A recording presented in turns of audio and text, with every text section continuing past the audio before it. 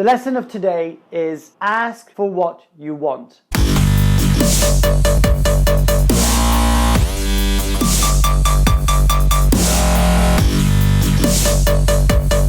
Hi, I'm Mark Leruste, and welcome back to the show. We get this image portrayed over and over again in the media, on social media, that being an entrepreneur is sexy and cool, and I make up that it's not that easy. And I think it's because it's not that easy, and that because there's actually a reality of feeling like shit sometimes, that people just avoid talking about it, and as a result, it scares a lot of us to go out there and do the work we really want to do. You may not want to start a business, and that's totally okay. You might just want to make fun of me and my journey of how I cry, snots and all, in front of the camera in times of doubt, and how I rejoice and celebrate those small little victories along the way, so you can fist bump me while we get on this journey together. So today is February the 1st, which basically means it's my first day working part-time for the first time in my life, while I focus 3 days of the week on launching my business. There's a few things I want to talk about. Something fascinating happened today at work. I was incredibly productive from the moment I arrived to the moment I left. And that's because it's super clear that I have now 2 days to focus on to do all this really important work. And I've got 3 full days where I can just focus on my business. And giving myself the space and the clarity between both worlds is the first time in my entire career that that's ever happened. But the biggest thing I learned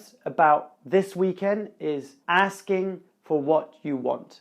Now, it may sound like the most trivial thing and the easiest thing for some of you, but if you're like me, then asking for what you want is actually way more scary. I never realized that asking for something was actually really challenging for me. And I realized this when I was walking around with my girlfriend in a beautiful park in London yesterday, and she made me play this game to find out that she'd got ticket for us for Valentine to go and see Eddie Izzard, one of my absolute all-time favorite stand-up comedians. And instead of celebrating and being super happy about it, I went to the mode of I felt bad of having to receive such an amazing gift. And this sparked a whole conversation around the topic of receiving, which then led to asking. Now, asking for what you want is so important, and I'm realizing this now, because if I can't ask for what I want, how the hell am I ever going to create the business or life that I want? It's just not going to happen. If I can't ask the simple question of someone to become my client,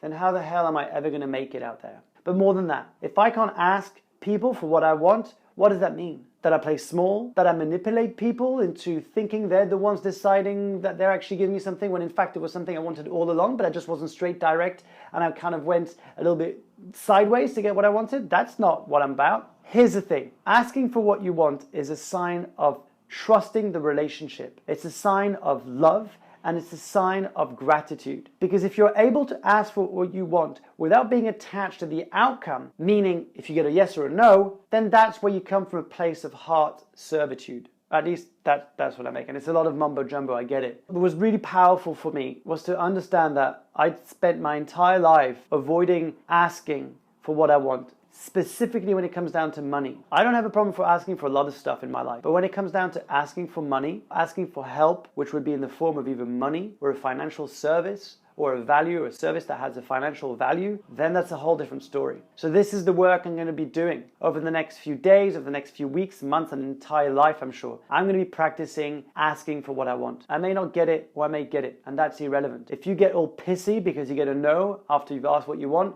you're just being a spoiled brat. But if you can actually just go, okay, no problem. I know what I want though, and I'm going to find a way to get it some way or another, then that comes from a completely different place. At least that's what I make up. I have no idea if any of this makes any sense. All I know is that I found out over the weekend, and as I start my first day on this journey, that I need to practice asking for what I want. So here's me practicing asking for what I want. I'd like you to subscribe to this channel. My goal is to help over 1 million people to start on their own journeys by sharing the most uncomfortable things about this journey, my fears, my vulnerability, the stuff that we always hide underneath the rug that we just don't want to show to people.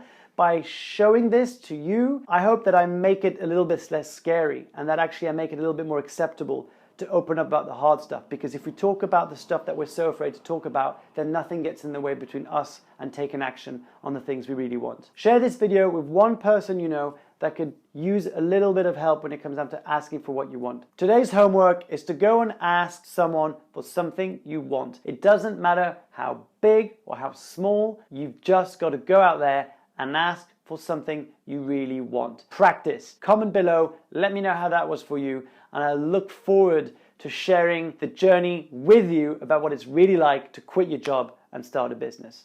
Thanks so much for watching, and thanks for spreading the word. It means so much to me. If you enjoyed this video, give it a thumbs up. If you haven't done so already, subscribe to the show. Share it with someone you care about that you think could do with a little bit of a challenge, and I look forward to seeing you on the next videos.